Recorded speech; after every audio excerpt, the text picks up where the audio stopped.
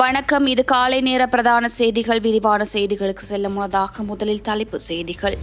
கொழும்பில் திரண்ட எதிர்க்கட்சிகள் கூடாரத்தை காவல்துறை அகற்றியதால் பெரும் பதட்டம். மீண்டும் எரிபொருள் விலை உயர்வா? பேருந்துக்கான குறைந்தபட்ச கட்டணம் 35 ரூபாய். கிமுனு விஜயரத்ன எச்சரிக்கை.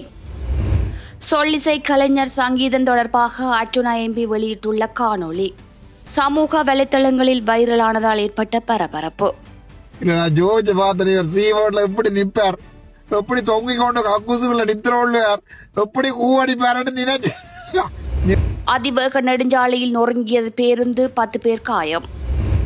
உளவுத்துறையை பலவீனப்படுத்துகின்றது அரசாங்கம். நாமல் ராஜபக்ச பகிரங்க குற்றச்சாட்டு.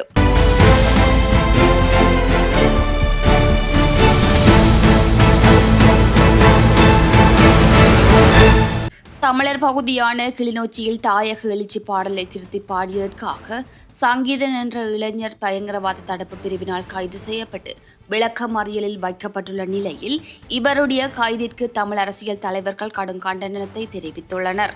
தமிழர்கள் மீதான அடக்குமுறைகள் மற்றும் கைதுகள் தொடர்வதாகவும் இந்த நிலையில் ராமநாதன் அர்ஜுனா எம்பி சமூக வலைதளங்களில் சங்கீதம் தொடர்பான காணொலி ஒன்றை வெளியிட்டிருந்தார். இந்த நிலையில் அவரை கேலி செய்யும் முகமாகவும் அவரை போதை வஸ்துக்கு உட்பட்டவராகவும் கருதி தற்போது வெளியிட்டுள்ள காணொலி சமூக வலைதளங்களில் வைரலாகி பெரும் பரபரப்பை ஏற்படுத்தியுள்ளது.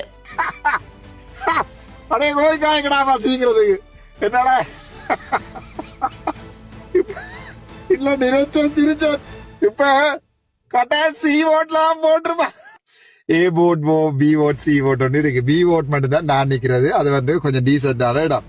சரிதாரு. C voteல கொண்டே கஞ்சாக்காரரை போட்டிருப்பாங்க. சரிதாரு.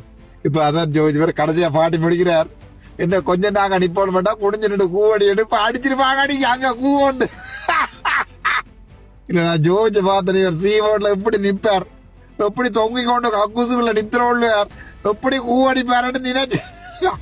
உலக சந்தை நிலவரங்களுக்கு அமைய இந்த மாத இறுதியில் நாட்டில் மீண்டும் எரிபொருள் விலை அதிகரிக்கப்பட வாய்ப்புள்ளதாக தனியார் பேருந்து உரிமையாளர் சங்கத்தின் தலைவர் கிமுனு விஜயரத்ன தெரிவித்துள்ளார்.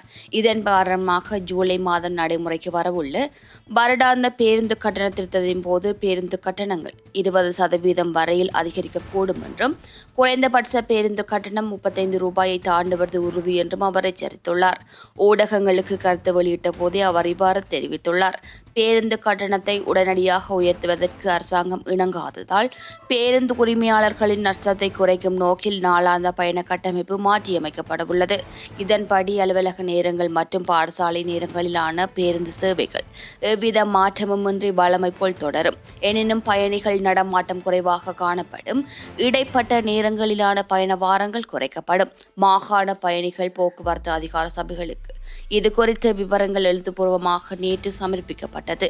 சீரற்ற காலநிலை மற்றும் வீதிகள் சேதமடைந்துள்ள காரணமாக நுவரெலியா மாவட்டத்தின் பூண்டுலோயா போன்ற பல பகுதிகளில் தற்போது பேருந்து சேவைகள் பாதிக்கப்பட்டுள்ளன.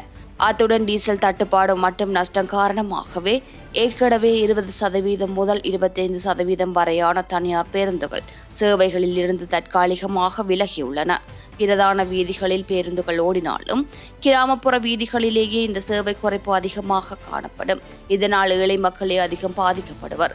அவர்கள் மாற்று வழியான முச்சக்கர வண்டியை பயன்படுத்த நேரிட்டால் 1 கிலோமீட்டருக்கு 150 முதல் 200 ரூபாய் வரை செலவிட வேண்டியிருக்கும். பேருந்துகளை மூட்டாக நிறுத்தி போராட்டத்தில் ஈடுபட முடியாது.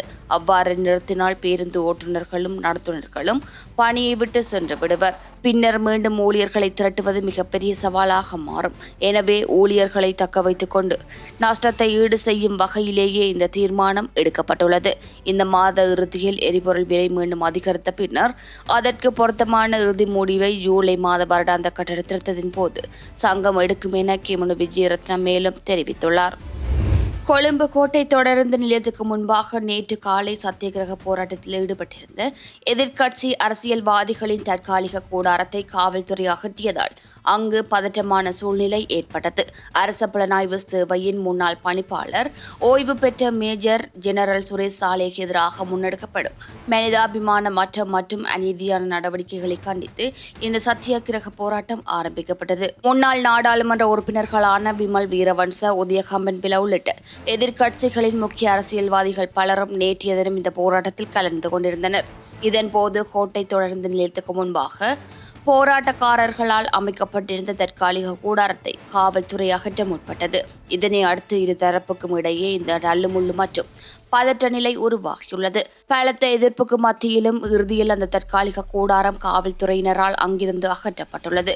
பின்னர் போராட்டக்காரர்கள் கூடாரத்தை அமைப்பதற்கு பாரிய பிரயத்தனங்கள் மேற்கொண்டிருந்த போதிலும் அந்த முயற்சிகளும் காவல்துறையினரினால் முறியடிக்கப்பட்டிருந்தன.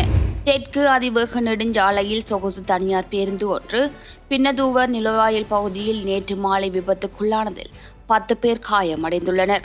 மாகும்பர போக்குவரத்து மத்திய நிலையத்திலிருந்து காலி நோக்கி சென்ற பேருந்தே பின்னதூவா நுழைவாயில் வெளியேற முயன்ற போது கட்டுப்பாட்டை இழந்து கான்கிரீட் தூண் ஒன்றில் மோதியதில் இந்த விபத்து நேர்ந்துள்ளது. பேருந்தின் தடுப்பு தொகுதி திடீரென செயலிழந்தமையே இந்த விபத்துக்கு காரணம் என காவல்துறை சந்தேகிக்கின்றது. விபத்து நேர்ந்தவுடன் அதிவேக நெடுஞ்சாலையின் அவசர விபத்து மீட்பு மற்றும் தீயணைப்பு பிரிவினர் அதிரடியாக செயற்பட்டு காயமடைந்தவர்களை மீட்டு காலி கராப்பட்டிய போதனா மருத்துவமனையில் அனுமதித்துள்ளனர். இந்த விபத்தினால் பேருந்தின் முன்பகுதி முற்றாக நொறுங்கியுள்ளதுடன் அதிவேக நெடுஞ்சாலையின் நுழைவாயில் சொத்துக்களுக்கும் பலத்த சேதம் ஏற்பட்டுள்ளது. விபத்து குறித்து காவல்துறை மேலதிக விசாரணைகளை மேற்கொண்டு வருகின்றது. யுத்தத்தை முடிவுக்கு கொண்டுவர பங்களித்த உளவுத்துறை அதிகாரிகளின் கட்டமைப்பை சீர்குலைத்து தீவிரவாத சக்திகள் மீண்டும் உருவாவதற்கான சூழலை ஏற்படுத்தும் என்றும் அவர் எச்சரித்துள்ளார்.